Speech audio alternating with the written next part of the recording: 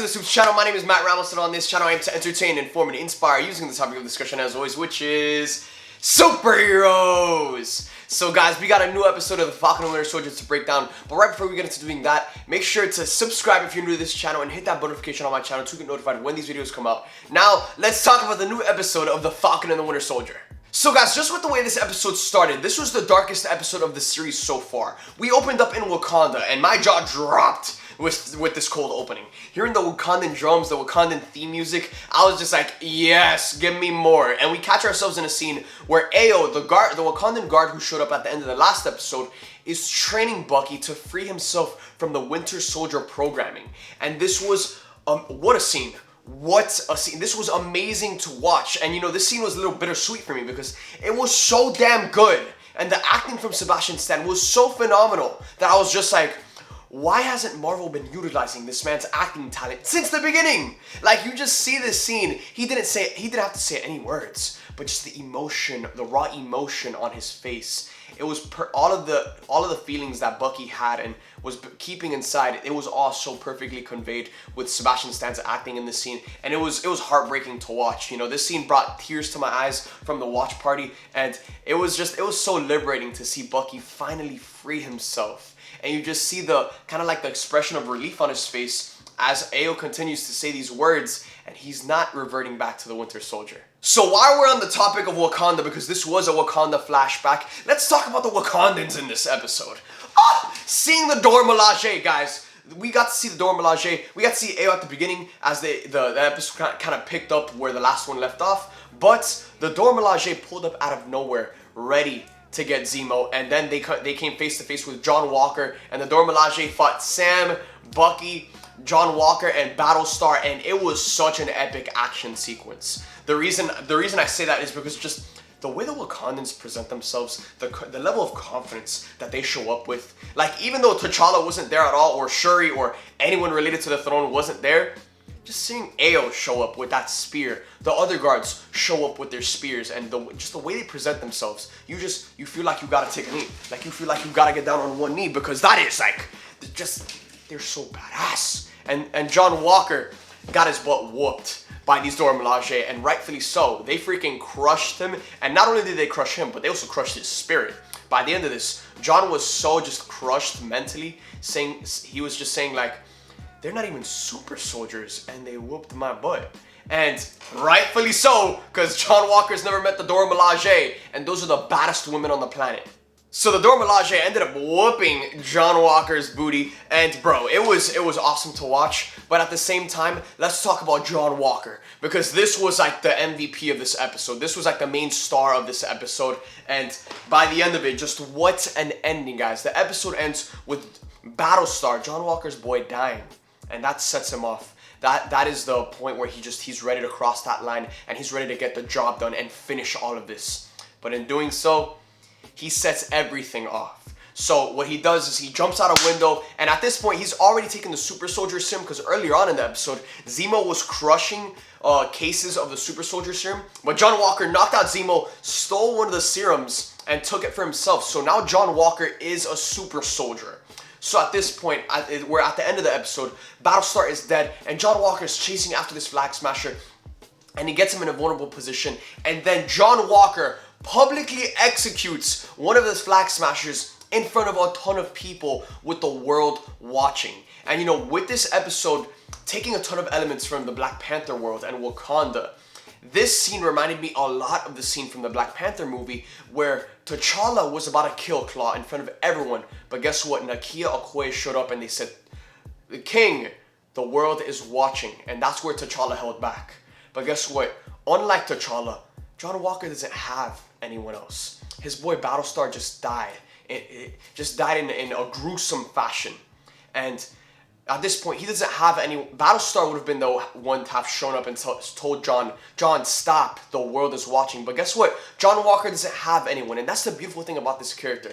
And the reason I love John Walker so much, of course, I want to see him get beat up. Of course, I want to see Sam and Bucky, you know, mash him up. But at the same time, I love this character so much. It's the same thing with Homelander from The Boys. I love that character so much, but I want to see him get his butt whooped at the same time. And this character, John Walker, he is not a bad man. He is not a bad guy.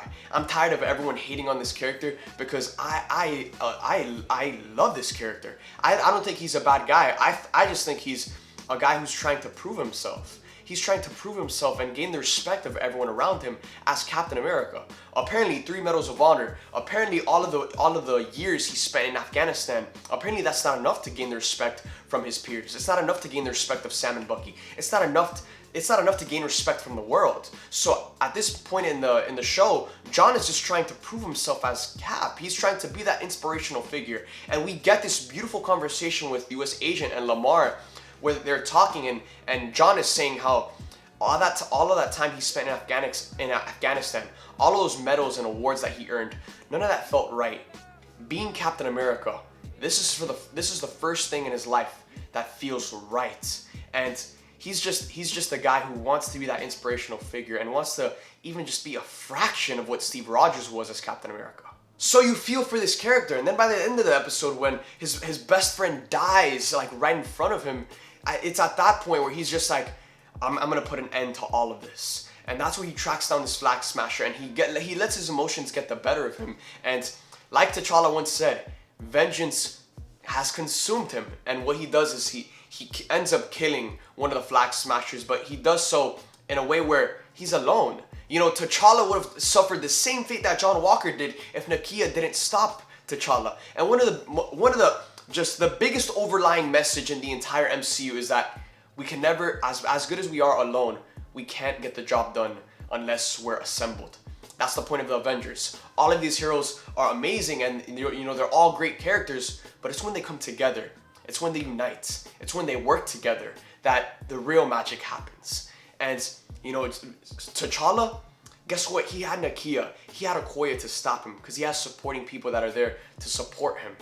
But John Walker, this is a character that's alone. He just lost his best friend. He's lost everyone and no one respects him.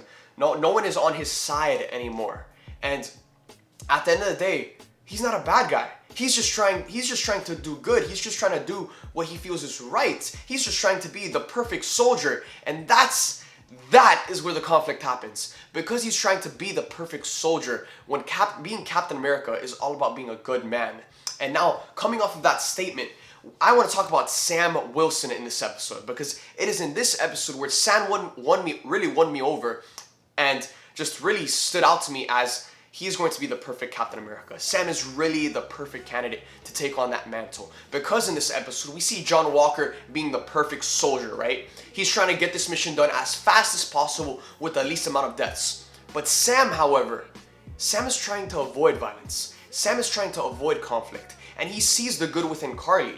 Because Sam is such a good guy, he's trying to avoid all of this and he's trying to get to the good within Carly and trying to get her to, and then persuade her to turn. And it was so great to see Sam use the tactics that he used when he used to work with soldiers with PTSD. You know, but in Captain America the Winter Soldier, we saw how Sam led kind of like a small group of soldiers and trying to help them cope with their past.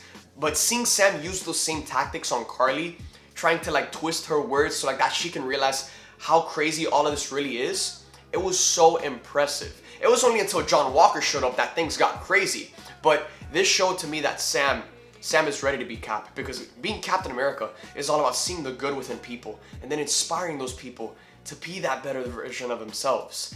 That is what Captain America is all about, and that's exactly what Sam showcased as a leader in this episode. So now looking forward to next episode, which is going to be a massive one, because this next episode, the writer has confirmed that there's going to be a mystery character. Don't expect it to be a major character like Black Panther or someone showing up. There's going to be a mystery character that will be introduced in this episode, and the episode will make us cry. So I am so excited to see what they have in store for next episode. And we got a couple of questions after this episode going into the next one. One is what's going to happen with John Walker now that he's publicly executed this man?